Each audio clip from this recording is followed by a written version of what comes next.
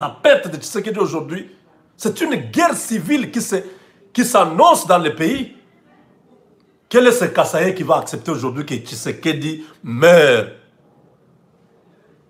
C'est pour voir que les Kassaïens se sont battus pendant 37 ans. Parce qu'il faut le dire, il faut dire les choses clairement. L'UDPS que Tshisekedi a dirigé pendant 37 ans, près de 90% de ceux qui ont donné leur vie, et leur temps, et leur énergie, et leur argent, ce sont les Kassaïens. Ce sont les peuples du Kasaï qui ont soutenu leurs leaders, qui ont cru que cet homme-là avait quelque chose pour changer le pays. Pendant que les autres étaient en train de se faire vendre ou de se faire acheter par Mobutu, lui est resté dans la logique de pouvoir changer la dictature en un pays de droit. Combien de jeunes ont été assassinés parce qu'ils sont du Kasaï?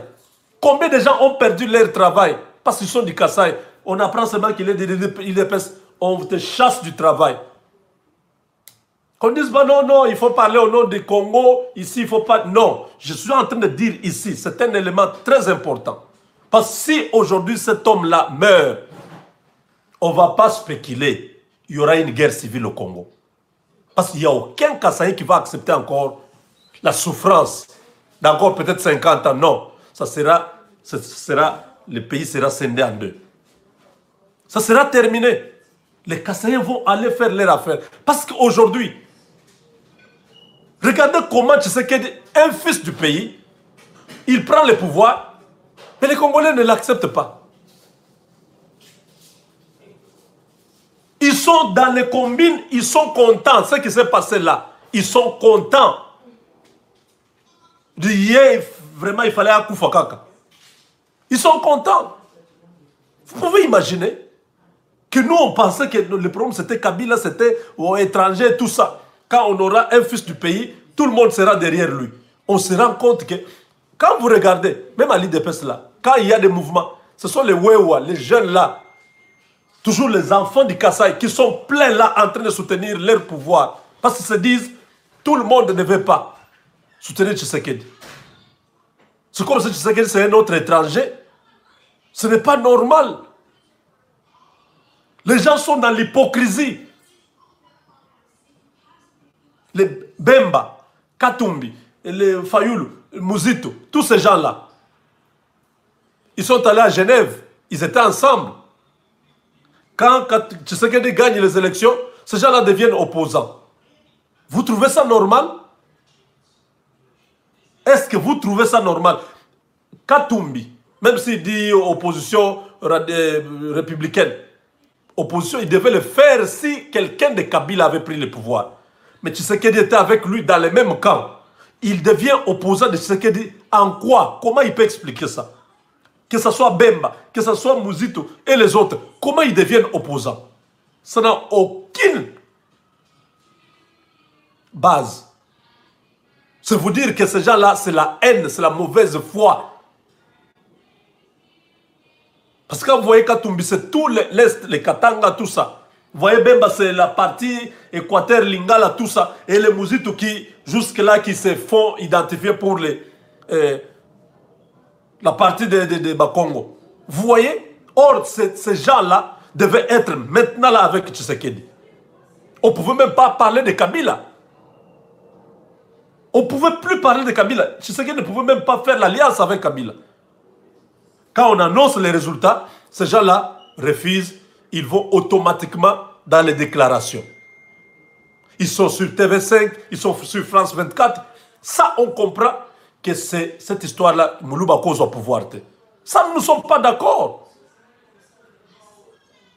Nous marchons dans une hypocrisie. Oh non, il faut que le Balikambo Congo Mobimba. Ça, c'est de l'hypocrisie. Vous le savez tous. Que vous ne le soutenez pas.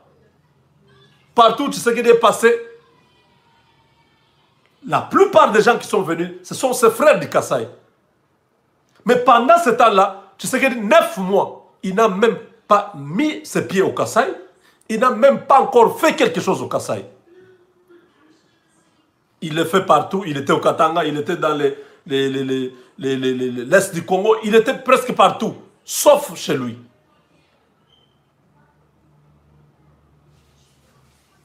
Jusqu'au point d'aller faire des déclarations du genre, je vais mourir.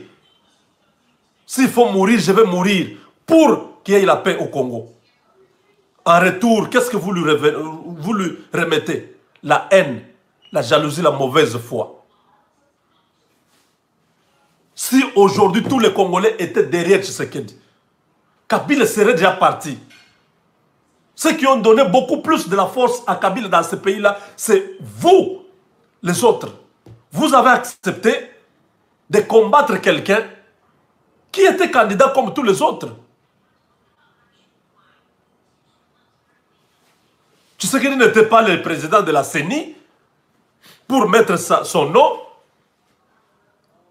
comptabiliser ses voix et se proclamer président. Il y avait quelqu'un qui avait organisé ces choses-là. Il y avait 21 candidats. Quand il est déclaré président, c'est comme si c'est lui qui a fait tout. On oublie Kabila qui a fait le désordre là. On oublie Nanga qui a orchestré tous ces coups-là. On s'abat sur Tshisekedi qui était candidat comme les autres. Et les gens le soutiennent. On a vu Fayulu en Europe là-bas, plein de Congolais derrière lui, en train de le soutenir. Comme pour dire, Tshisekedi n'est pas président. À Tekimboka. L'homme qui est prêt à donner sa vie. C'est pourquoi j'ai dit au président, il faut arrêter avec ce genre de déclarations. Mourir comment? Toi, tu es devenu Dieu ou Jésus ou les sauveurs de l'humanité ou comment?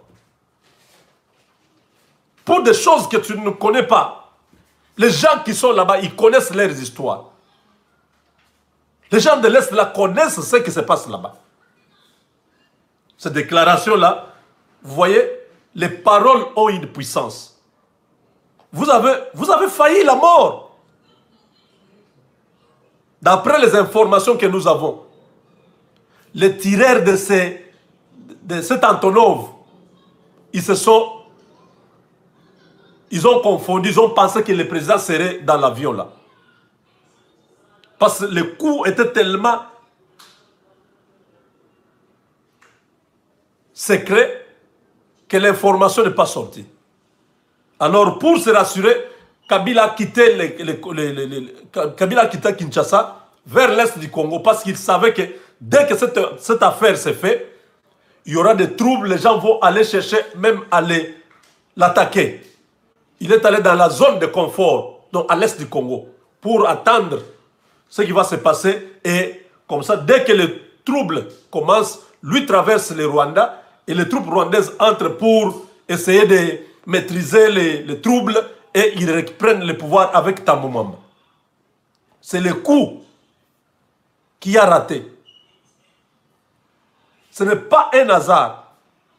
Ne nous amenez pas dans les théories inutiles du genre l'Antonov prenait 10 tonnes et on a mis la voiture du président qui prenait déjà 7 tonnes et puis il y a eu des clandestins. Regardez, enlevez-nous toutes ces histoires-là. Tshisekedi était mort hier. Si vous ne le savez pas.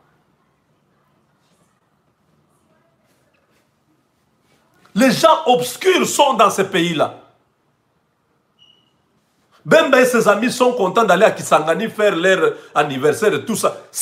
Ils sont dans les coups. Ambongo, le cardinal là, il a refusé, le jour où Tshisekedi prenait le pouvoir, il a refusé de venir assister à la messe, à la cérémonie. Mais quand on le crée, lui, cardinal, c'est d'abord Tshisekedi qui donne l'autorisation, qui accepte la lettre pour qu'il soit accepté cardinal. Et Tshisekedi va même assister. Pendant qu'il n'y avait aucun autre président, Tshisekedi est allé là-bas, aux frais de l'État congolais. Vous voyez les ennemis que nous avons. C'est pourquoi nous disons au président de la République, trop c'est trop. Combien de fois nous allons te demander d'arrêter avec cette coalition? Cette histoire-là est satanique, c'est diabolique. faut pas attendre que vous soyez déjà mort.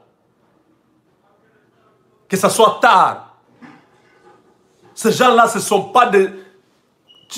Kabila n'a pas hésité de tuer son père adoptif. Mouzé est mort, Kabila savait. Kabila a fait la même chose. Il s'est déplacé, il est allé vers Katanga. Il savait qu'on allait l'assassiner. Cette histoire-là d'aller à Pointe, tout ça, c'était juste une diversion.